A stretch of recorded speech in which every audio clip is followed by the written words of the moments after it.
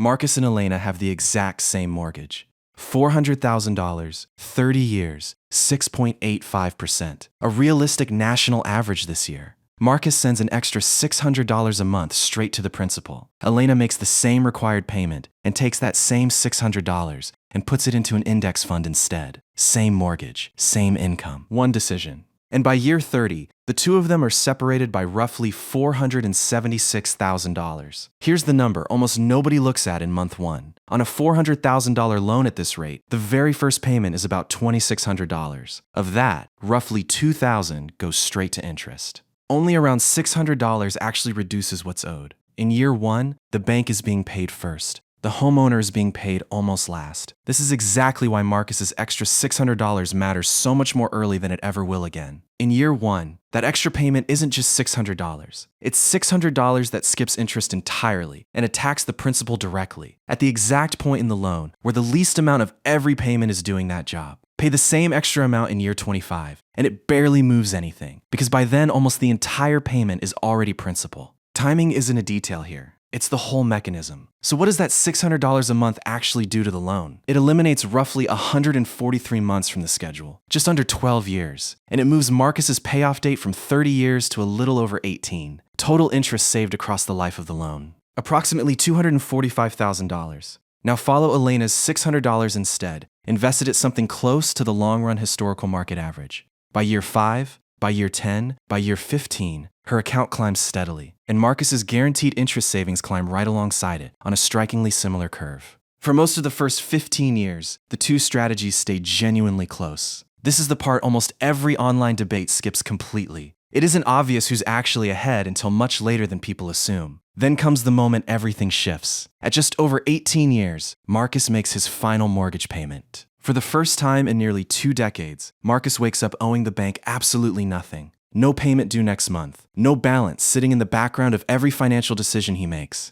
Total interest saved over those 18 years. $245,000, guaranteed, untouched by anything the market did along the way. In that exact same month, Elena's investment account has grown considerably too. But she still owes a mortgage payment every single month for another 12 years. Comparing the two side by side right now actually understates what Marcus has built, because one of them is carrying debt into his 50s and the other isn't.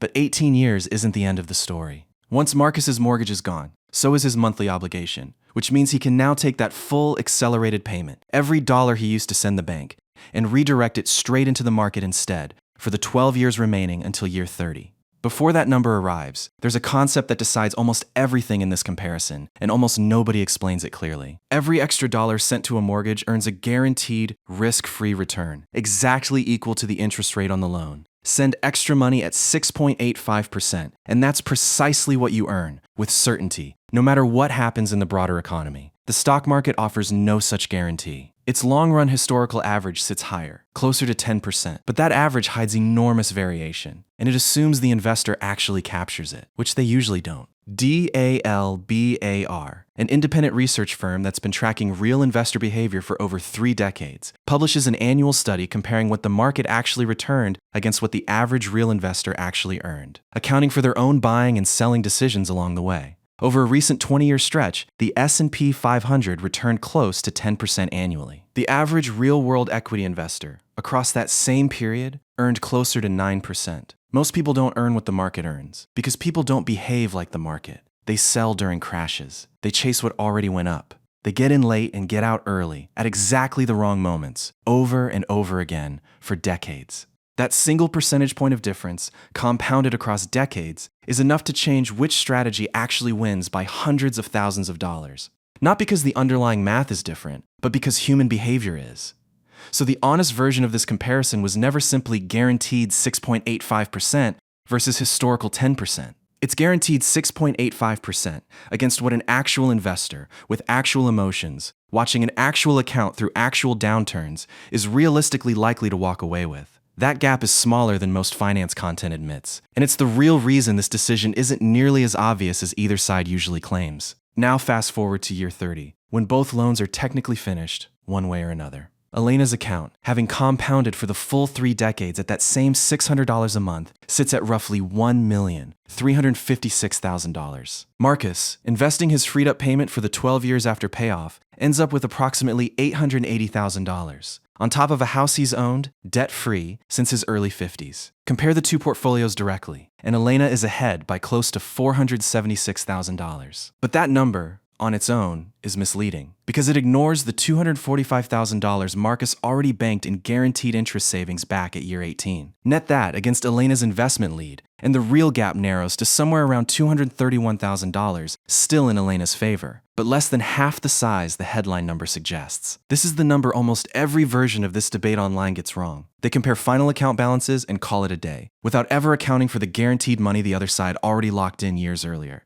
So does that settle it? Does investing the difference simply win? Not always. And here's the honest case for the other side. 5 specific situations where paying off the mortgage early genuinely comes out ahead, regardless of what the market does. First, someone who is close to retirement, where a guaranteed 6.85% return with zero risk is worth more than a probabilistic higher return that could still be down 20% the year they need to start withdrawing. Second, someone who has a documented history of panic selling during downturns, because a market strategy only works if the money stays invested through the crashes, and for some investors, it demonstrably doesn't. Third, someone whose mortgage carries a genuinely high rate, above 8 or 9%, where the guaranteed return on extra payments starts approaching or even beating realistic long-run market expectations. Fourth, someone who values the psychological freedom of zero debt so highly that they'd accept a smaller net worth in exchange for eliminating a monthly obligation entirely, a preference that's completely rational, even if it isn't the mathematically optimal one. And fifth, someone without a stable emergency fund yet, for whom a debt-free home is a form of insurance no investment account can fully replace. None of these 5 reasons are emotional excuses dressed up as logic. Each one changes the actual math, not just the feeling around it, which raises the real question underneath this entire comparison. Is there one specific number that tells you, in advance, which strategy wins? There is, and it's simpler than most people expect. The break-even point is the mortgage rate itself. If the market, or your own realistic expected return, comes in above that rate over the long run, investing the difference wins. If it comes in below that rate, paying down the mortgage wins. On a loan at 6.85%, the entire decision compresses into one question.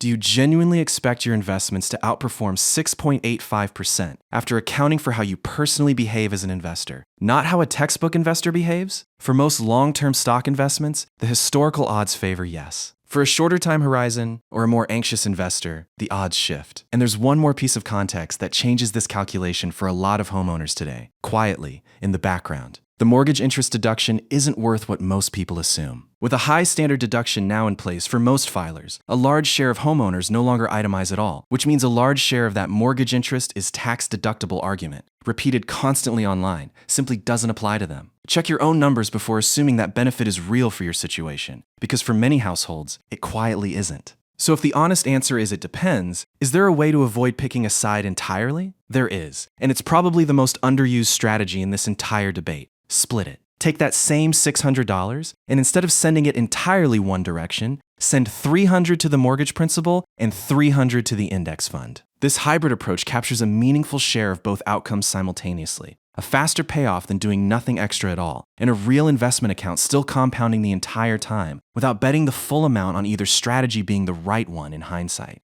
So here's where this actually leaves you. This was never a question with one universally correct answer, no matter how confidently either side argues it online. It was always a question of 5 things: your mortgage rate, your time horizon, your tolerance for risk, your honest track record as an investor, and how much you personally value the psychological weight of being debt-free. Get those 5 answers right for your own situation, and the math stops being a debate at all. It just becomes a decision.